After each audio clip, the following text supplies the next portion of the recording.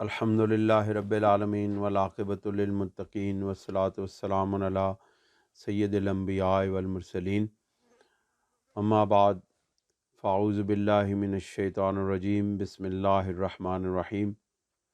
ان اللہ وملائکتہ یصلون علی النبی یا ایہا الذین آمنوا صلوا علیہ وسلموا تسلیما۔ الصلاۃ والسلام علیک یا رسول اللہ وعلی آلک واصحابک یا حبیب اللہ۔ حضرات گرامی، عرس خواجگان نقشبندیہ مجدیہ نوریہ چرائیہ کے بہت خوبصورت انعقاد پر جماعت خدام اہل سنت کے تمام اراکین اور محبین اور آستانہ عالیہ چورہ شریف کے تمام وابستگان جو اس آستانہ سے محبت رکھتے ہیں، ان کو میری طرف سے ہدیہ تبریک اور ہدیہ محبت ہے کہ اللہ کریم نے آپ سب کی محنت، آپ سب کی اس مشقت اور انتھک کام سے اللہ تعالیٰ نے ہمیں اس قابل بنایا کہ ہم ایک خوبصورت محفل پاک منعقد کر پائے اور بڑی مفید اور استفادہ کرنے والی محفل پاک کا انعقاد ہوا۔ اس محفل پاک میں بہت سے اسکالر حضرات نے خطاب فرمایا اور اس سے سامعین اور حاضرین نے بہت خوبصورت انداز سے ان باتوں کو سمجھا اور ان سے اپنے دینی معلومات میں اضافہ بھی کیا اور اس کے ساتھ ساتھ اپنی روحانی قوت و طاقت میں اور روحانیت میں بھی اضافہ کیا۔ اللہ تعالی ہمیں آئندہ بھی اسی طرح سرور کونین صلی اللہ علیہ وآلہ وسلم کی شان، عزت، عظمت، صحابہ کرام کی شان، عزت، عظمت اور اولیاء کاملین کے ساتھ ہمارا جو تعلق ہے، ان کے ساتھ جو ہماری نسبت ہے، اس کو اجاگر کرنے کی اور اس کے فیض کو عوام الناس تک پہنچانے کی توفیق عطا فرمائے۔ آج کے اس یوٹیوب چینل کے ابتدائی نشریات میں ہم یہاں چورہ شریف سے درس قرآن مجید کا آغاز کر رہے ہیں۔ دعا ہے کہ اللہ تعالی ہمیں اس نظام کے تحت قرآن مجید کی تعلیمات کو اور دین اسلام کی تعلیمات کو اللہ کریم ہمیں ان کو عام کرنے کی توفیق عطا فرمائے۔ یہاں پر سورہ انعام کی آیت نمبر 20 سے آج کے درس قرآن مجید کا آغاز کیا جا رہا ہے۔ ارشاد باری تعالیٰ ہے کہ وَمَنْ أَظْلَمُ مِمَّنِ افْتَرَىٰ عَلَى اللَّهِ كَذِبًا أَوْ كَذَّبَ بِآيَاتِهِ، کہ اور کون اس سے زیادہ ظالم ہوگا کہ جس نے اللہ رب العزت پر بہتان باندھا اور اللہ رب العزت کی بات کو اور اللہ رب العزت کی ذات کو جھٹلایا،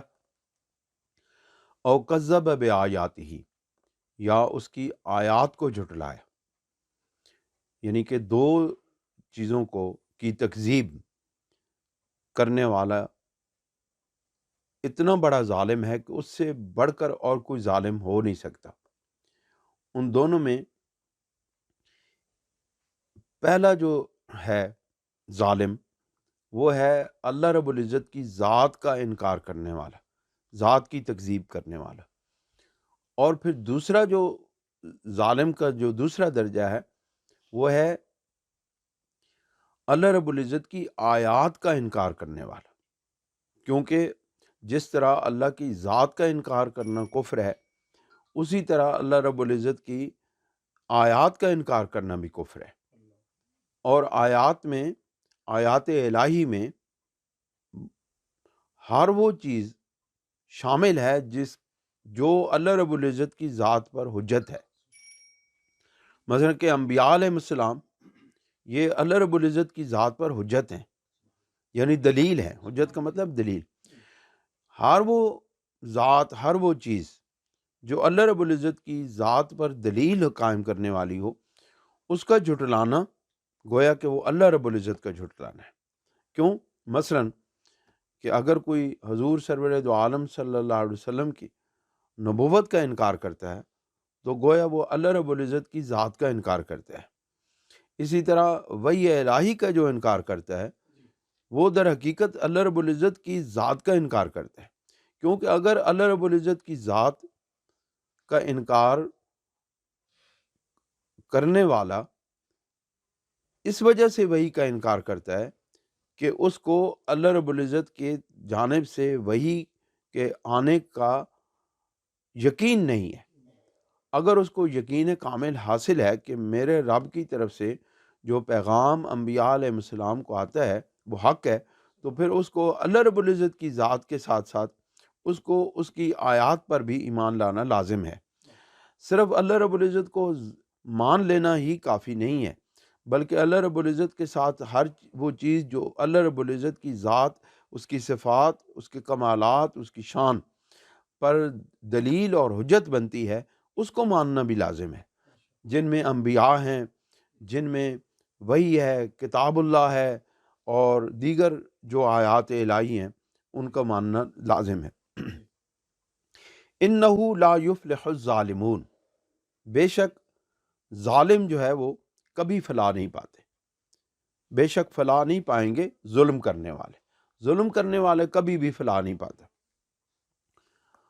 پھر اس کا نتیجہ کیا نکلے گا؟ یہ تو دنیا کا عمل ہے کہ وہ دنیا کے اندر فلاح نہیں پاتا۔ جو ظالم ہے، جو اللہ کی ذات کا انکار کرتا ہے، جو اللہ کی صفات کا انکار کرتا ہے، جو آیات الہی کا انکار کرتا ہے،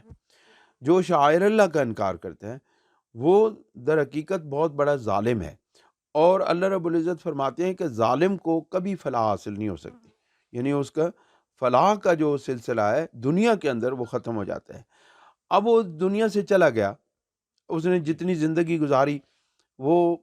بھٹکتے ہوئے گزاری، بے راروی میں گزاری، اللہ کے انکار میں گزاری، آیات الہی کے انکار میں گزاری۔ اب وہ اس سے گزر گیا تو پھر کیا ہوا؟ پھر اس کا یہ ہوا کہ اس کے موت کے بعد اس کا معاملہ ہو گیا وَيَوْمَ نَحْشُرُهُمْ جَمِيعًا ثُمَّ نَقُولُ لِلَّذِينَ أَشْرَكُوا أَيْنَ شُرَكَاؤُكُمْ الَّذِينَ كُنْتُمْ تَزْعُمُونَ، اور یاد کرو وہ دن جب ہم جمع کریں گے سب کو، یعنی پھر میدان محشر میں روز حشر تمام مخلوقات کو جمع کیا جائے گا۔ اس میں انسان بھی ہوں گے، اس میں جنات بھی ہوں گے، اس میں جن جن چیزوں کی پرستش کی جاتی رہی ہے وہ سب ہوں گے۔ اللہ سب چیزوں کو، پوری کائنات کو یوں میدان حشر میں جمع کر دے گا۔ تو پھر کیا ہوگا؟ وَيَوْمَ نَحْشُرُهُمْ جَمِيعًا، اور یاد کرو جب ہم جمع کریں گے سب کو، ثُمَّ نَقُولُ لِلَّذِينَ أَشْرَكُوا، اب یہاں سے تمام مخلوقات میں سے مشرکوں کو علیحدہ کر دیا جائے گا۔ اب یہاں خطاب جو ہوگا وہ مشرکوں سے ہوگا، مومنین سے یہاں پہ خطاب نہیں ہوگا۔ کہا جائے گا پھر ثم نقول، پھر ہم کہیں گے للذین اشرکوا، جو شرک کرتے تھے ان لوگوں کو، این شرکاؤکم، کہ کہاں ہیں تمہارے شریک جن کو تم اللہ رب العزت کی ذات میں شریک بنایا کرتے تھے، وہ کہاں ہیں؟ اس کا مطلب ہے کہ مشرکوں پر حجت قائم کرنے کے لیے ان چیزوں کو، ان بتوں کو، ان پتھروں کو بھی اللہ رب العزت سامنے لے کر آئیں گے، اور ان کو بھی، تاکہ جو لوگ ان بتوں کی، ان پتھروں کی، ان شجروں کی، ان دیگر چیزوں کی جو پرستش کرتے رہے ہیں، ان پر یہ حجت قائم ہو جائے، ان کو معلوم ہو جائے کہ جن چیزوں کی تم دنیا کے اندر عبادت کرتے رہو، اللہ کی ذات میں ان کو شریک بناتے رہو، آج وہ کتنے بے بس ہیں۔ اب ان کو بھی سامنے بلا کے گئے، کہا جائے گا کہاں ہیں تمہارے وہ شریک؟ ہے کوئی آج جو جن کی تم عبادت کرتے رہو، ان میں سے کوئی آج ہے جو تمہاری مدد کرنے کے لیے تیار ہو یا مدد کر سکنے کی طاقت رکھتا ہو؟ آج کسی کے پاس کوئی طاقت نہیں ہے، آج کوئی اختیار نہیں رکھتا ہے۔ آج تمہاری ساری زندگی کی عبادتیں ضائع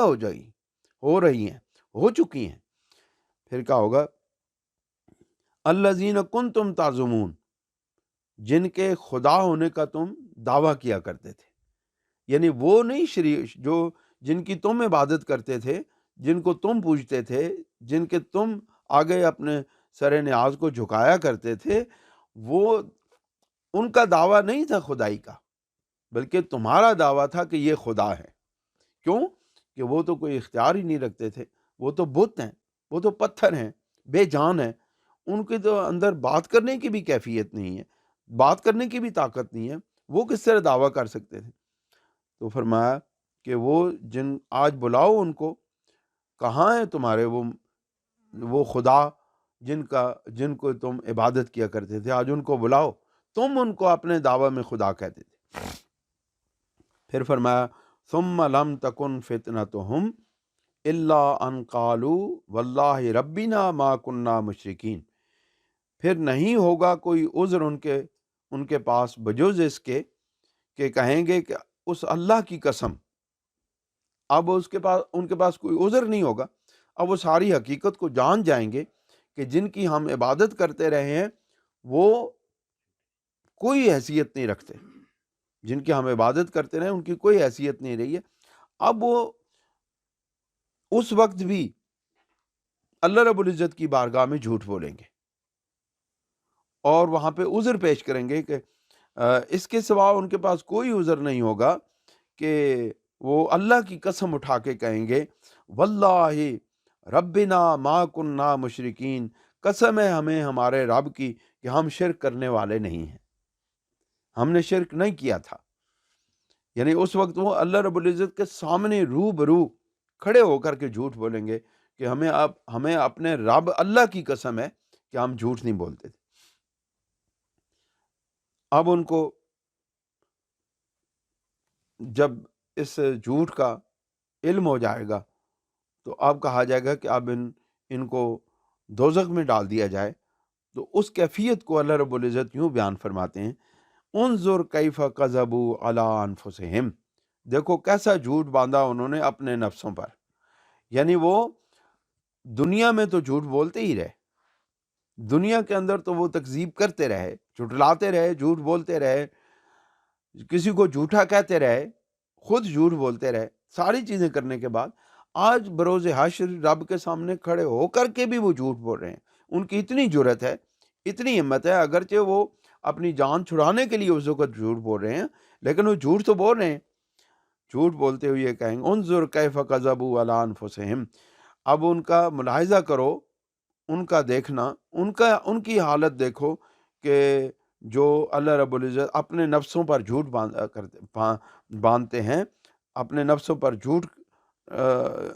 باندھ کر کے اپنے نفسوں کو بچانے کی کوشش میں ہیں۔ وَضَلَّ عَنْهُمْ مَا كَانُوا يَفْتَرُونَ، اور گم ہو گئی ان سے جو افترا بازیاں کرتے تھے، افترا بازیاں کیا کرتے تھے، وہ گمراہیوں میں شکار ہو گئے، وہ گم ہو گئیں۔ وَمِنْهُمْ مَنْ يَسْتَمِعُ إِلَيْكَ وَجَعَلْنَا عَلَىٰ قُلُوبِهِمْ أَكِنَّةً أَن يَفْقَهُوهُ وَفِي آذَانِهِمْ وَقْرًا۔ اب یہاں پر اللہ رب العزت ان میں سے ایک تو کیٹیگری ہو گئی مشرکوں کی، اب اللہ رب العزت منافقوں کی کیفیت کو بیان کرتے ہیں۔ منافق کیا کہتے ہیں؟ وَمِنْهُمْ مَن يَسْتَمِعُ إِلَيْكَ، اور کچھ ان میں سے ایسے ہیں جو کان لگاتے ہیں آپ کی طرف، یعنی آپ کی بات سنتے ہیں۔ وَجَعَلْنَا عَلَىٰ قُلُوبِهِمْ أَكِنَّةً أَن يَفْقَهُوهُ، اور ہم نے ڈال دیے ان کے دلوں پر پردے تاکہ نہ سمجھیں وہ اسے، یعنی وہ آپ کی بات سننے کی کوشش کرتے ہیں، آپ کی بات سنتے بھی ہیں، لیکن ہم نے ان کے دلوں پر پردے ڈال دیے ہیں کہ اے میرے محبوب وہ آپ کی بات نہ سمجھ نہ سکیں۔ ان کی سمجھ اور ان کی فہم سے اللہ رب العزت نے رسول کریم صلی اللہ علیہ وسلم کی بات کو، گفتگو کو، آپ کی جو دعوت اللہ والی جو گفتگو ہے اس کو سمجھنے سے اللہ رب العزت نے اس کو ختم کر دیا۔ آپ دیکھیں اس کا یہ مطلب ہے کہ کانوں سے سن تو لیا جاتا ہے، لیکن اس کا جو فہم ہے وہ قلب سے ہوتا ہے، کیونکہ اگر قلب پہ پردے پڑے ہوں تو پھر فہم حاصل نہیں ہو سکتا۔ فہم کلام رسول صلی اللہ علیہ وسلم، فہم کلام الہی، یہ کانوں کے سننے سے نہیں ہوتا، اس کا فہم کانوں کے سننے سے اس کا تعلق نہیں ہے۔ اللہ کے کلام کا اور رسول اللہ صلی اللہ علیہ وسلم کے کلام کا، اس کا تعلق محض کانوں کے سننے سے نہیں ہے، بلکہ کانوں کے سننے کے ساتھ ساتھ قلب کا زندہ ہونا بھی، اور قلب کا بھی اس گفتگو کو سمجھنا ضروری ہے۔ کیوں؟ اگر دل پر پردہ پڑا ہو تو کانوں سے سنائی دینے والی آواز وہ سمجھ نہیں آتی۔ یہی حال ان منافقوں کا تھا کہ وہ رسول کریم صلی اللہ علیہ وسلم کی بات تو کان لگا کے سنا کرتے تھے، لیکن ان کے دلوں پر چونکہ پردہ تھا اس لیے ان کو وہ بات سمجھ نہیں آتی تھی۔ وفی اذانہم وقرا، اور ان کے کانوں میں بڑا بوجھل قسم کا کوئی پڑا ہوا ہے، مسالہ پڑا ہوا ہے کہ ان کے کانوں میں جو آواز آتی ہے وہ کان بھی ان کے بوجھل ہو جاتے ہیں۔ کان کا بوجھل ہونا کیا ہے؟ کان کا بوجھل ہونا یہ ہے کہ وہ وہ سرور دو عالم صلی اللہ علیہ وسلم کی بات سنتے بھی تھے، لیکن اس سننے کے وہ جو سماعت ہے، چونکہ ایک قلبی تعلق رسول اللہ کے ساتھ نہیں تھا، ان کا ایک عشق والا تعلق نہیں تھا، ایک محبت والا تعلق نہیں تھا، تو وہ جو گفتگو سرکار دو جہاں صلی اللہ علیہ وسلم فرمایا کرتے تھے وہ ان کی کانوں پر گراں گزرتی تھی۔ آپ دیکھیں نا، یہاں آپ محفل میں کسی بھی جگہ پہ بیٹھے ہوں، کوئی لوگ گفتگو کر رہے ہوں، لیکن وہ آپ اگر اس بندے کو پسند نہیں کرتے ہیں تو وہ جتنی بھی اچھی گفتگو کر رہا ہو آپ کا دل نہیں کرتا اس کو سننے کو، آپ کا دل کرتا ہے یار یہ بند کر دے بات، جو بے شک اچھی بات کر رہا ہے لیکن یہ بند کر دے، میرا اس کو دل سننے پہ نہیں کرتا ہے۔ بالکل یہی کیفیت ان منافقوں کی تھی، چونکہ وہ عشق رسول سے آری تھے، ان کے قلب میں محبت رسول نہیں تھی، اس لیے وہ رسول کریم صلی اللہ علیہ وسلم کی بات، وہ اتنی اچھی باتیں بھی، نصیحت بھی، وعظ بھی، اور انسانی فلاح و بہبود کے وہ وہاں سے جو معاملات اور جو تعلیمات ملتی تھیں، وہ اس سب کو سننے کے باوجود ہوتا یہ تھا کہ وہ جو ہے اس کو سننے سے ان کے کان جو ہے وہ بھر جاتے تھے، اور کانوں پر رسول کریم صلی اللہ علیہ وسلم کی گفتگو بوجھ بن جاتی تھی۔ کیوں؟ کہ کلام رسول اور کلام الہی کو سمجھنا عشق مصطفیٰ کے ساتھ وابستہ ہے۔ جب قلب کے اندر رسول کریم صلی اللہ علیہ وسلم کی محبت ہوگی، پھر جا کے رسول کریم صلی اللہ علیہ وسلم کے ساتھ وہ محبت جو ہے وہ کلام الہی کو قلب پر اور کلام رسول کو قلب پر اثر انداز ہونے کی توفیق بخشتی۔ وَإِن يَرَوْا كُلَّ آیَةٍ لَا يُؤْمِنُوا بِهَا، اور اگر وہ دیکھ لیں ہر ایک نشانی بھی تو نہیں ایمان لائیں گے۔ اگر وہ تمام نشانات ان پر واضح بھی کر دیے جائیں تب بھی چونکہ ان کے قلب پر پردے پڑے ہوئے ہیں، اس لیے اس قلب پر پردے پڑے ہونے کی وجہ سے وہ اب ایمان لانے نہیں لائیں گے۔ حَتَّى إِذَا جَاءُوكَ يُجَادِلُونَكَ يَقُولُ الَّذِينَ كَفَرُوا إِنْ هَذَا إِلَّا أَسَاطِيرُ الْأَوَّلِينَ، یہاں تک کہ جب حاضر ہوں آپ کے پاس جھگڑتے ہوئے تو آپ سے تو کہتے ہیں وہ لوگ کہ جنہوں نے کفر کیا کہ نہیں یہ قرآن مگر جھوٹے قصے پہلے لوگوں کے، یعنی وہ آپ کے ساتھ، اے میرے محبوب، جب یہاں تک کہ وہ جب آپ کے پاس آتے ہیں آپ سے جھگڑتے ہوئے، یجادلونک، آپ سے جھگڑا کرنے کے لیے جب آپ کے پاس آتے ہیں، اور کون لوگ آتے ہیں؟ جو لوگوں نے کفر کیا، کافر لوگ جب آپ سے جھگڑا کرنے کے لیے آتے ہیں، یعنی جس وقت کلام الہی ان تک پہنچتا ہے اور اس میں ان کی مذمت ہوتی ہے، ان کے بتوں کی مذمت ہوتی ہے،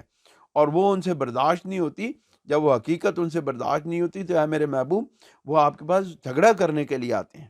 اور وہ ان آیات کا انکار کرتے ہیں، اور وہ کیا کہتے ہیں؟ ان ھذا الا اساطیر الاولین، یہ نہیں ہے مگر یہ تو پرانے زمانے کے لوگوں کے قصے ہیں اور کہانیاں ہیں، اس سے ہماری زندگی کے ساتھ کیا تعلق ہے؟ حالانکہ جو جو جو جو قصے بیان کیے گئے ہیں سابقہ امتوں کے، وہ نصیحت کے طور پر بیان کیے گئے ہیں، کوئی کہانی نہیں بیان کی گئی۔ قرآن مجید کے اندر کوئی قصہ بھی جو بیان کیا گیا وہ کہانی نہیں ہے، بلکہ اس کے ہر لفظ سے فلاح انسانیت کا سبق موجود ہے، اس کے ہر لفظ میں، اس کی ہر آیت میں، اس کے ہر جملے میں فلاح انسانیت کا سبق موجود ہے۔ اللہ تعالی ہمیں عمل کی توفیق عطا فرمائے۔ وآخر دعوانا ان الحمد للہ رب العالمین۔